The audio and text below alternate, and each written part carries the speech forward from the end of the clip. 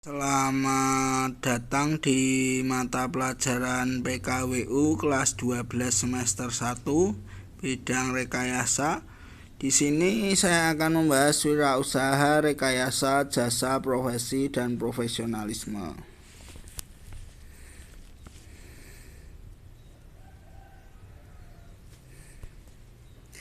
Jadi kita di kelas 12 ini kita akan membahas KD atau kompetensi dasarnya dulu ya.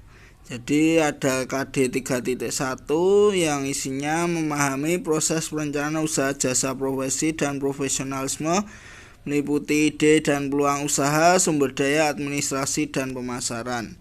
Jadi di KD 3.1 ini Anda harus mengetahui atau memahami ide dan peluang usaha, lalu sumber dayanya apa saja, bagaimana mengadministrasi usaha, jasa, profesi, dan bagaimana memasarkannya. Sedangkan pasangannya ada KD 4.1 yaitu menyusun perencanaan usaha, jasa, profesi, dan profesionalisme, meliputi ide dan peluang usaha, sumber daya, administrasi, dan pemasaran. Jadi setelah selesai KD 3.1, tugas kalian untuk menyusun perencanaan usaha, jasa, profesi, dan profesionalisme. Kemudian setelah ini kita langsung ke materi ya dari KD 3.1 itu. Jadi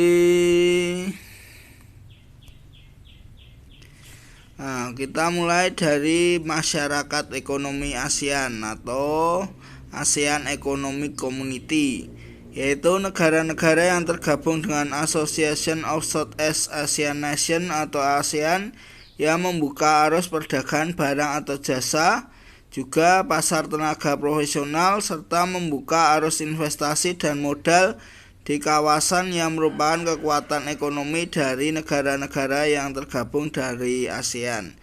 Jadi diciptakannya MIA ini untuk membuat ASEAN menjadi pasar tunggal. Apa maksudnya pasar tunggal? Jadi di negara ASEAN ini kita dianggap dalam satu wilayah ya.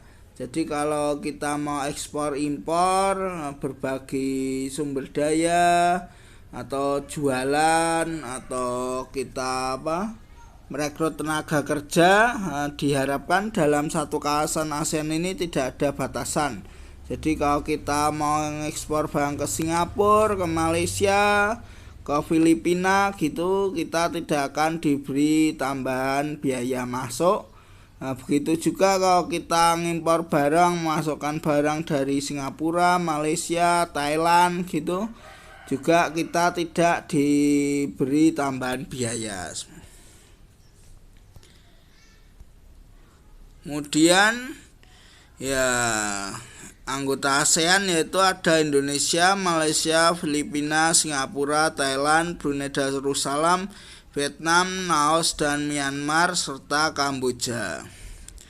Karena ASEAN ini menjadi pasar tunggal, maka Indonesia perlu meningkatkan kualitas dari sumber daya manusianya ya.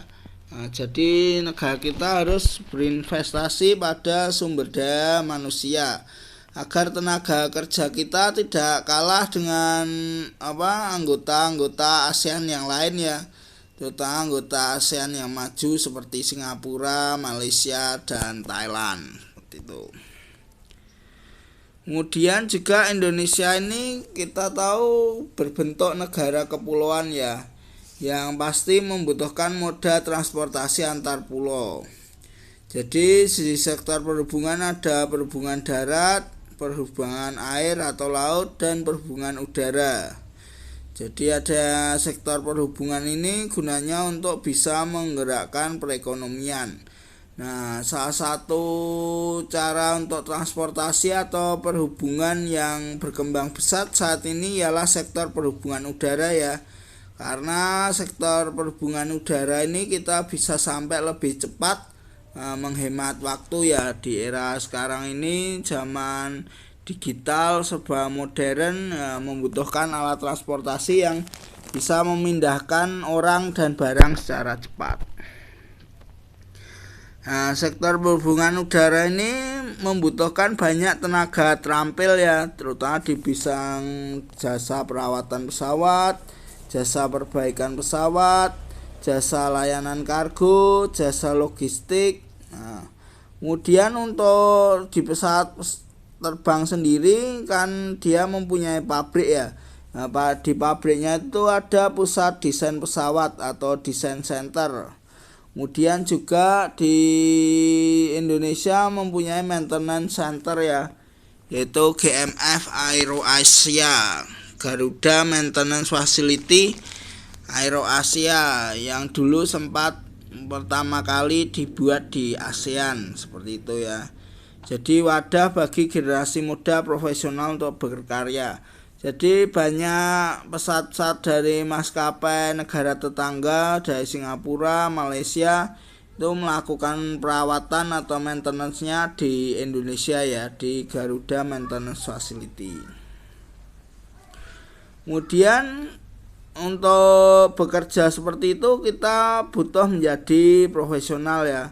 Jadi untuk menjadi profesional perlu kreativitas dan inovasi, sehingga kita bisa terus meningkatkan kompetensi. Kemudian perencanaan usaha, jasa, profesi, dan profesionalisme. Nah, setelah dari pendahuluan tadi, kita bisa merencanakan usaha, jasa, profesi, dan profesionalisme.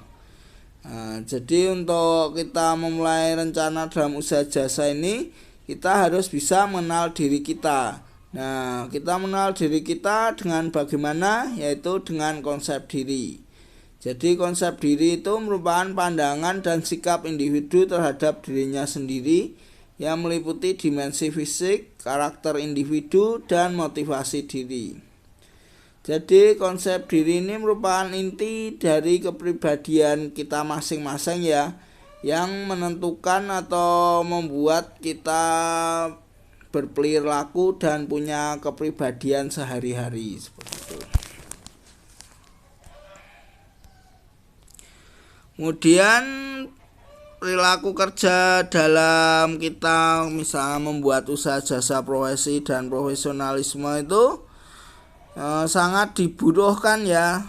Makanya kita harus mengerti konsep diri, lalu berusaha meningkatkan kelebihan-kelebihan kita, sehingga kita kalau membuka usaha bisa sukses ya, baik jasa ataupun barang.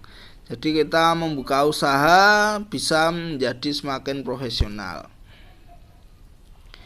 Kemudian selanjutnya, profesional ialah orang yang berprofesi mempraktikkan keahlian tertentu sebagai kegiatan pokok untuk bisa memperoleh nafkah hidup. Nah, perencanaan usahanya diawali dengan kita membangun visi dan menetapkan cita-cita setelah kita tahu potensi diri kita ya. Nah, jadi kita harus mengenal potensi kita dulu untuk sebelum kita menentukan cita-cita kita. Jadi jangan sampai kita menetapkan cita-cita yang tidak sesuai dengan diri kita. Nah, kalau tidak sesuai kita mau menempuhnya atau menjalani pendidikannya, maka kita akan kesulitan seperti itu. Jadi potensi diri kita itu bisa diarahkan dan dikembangkan.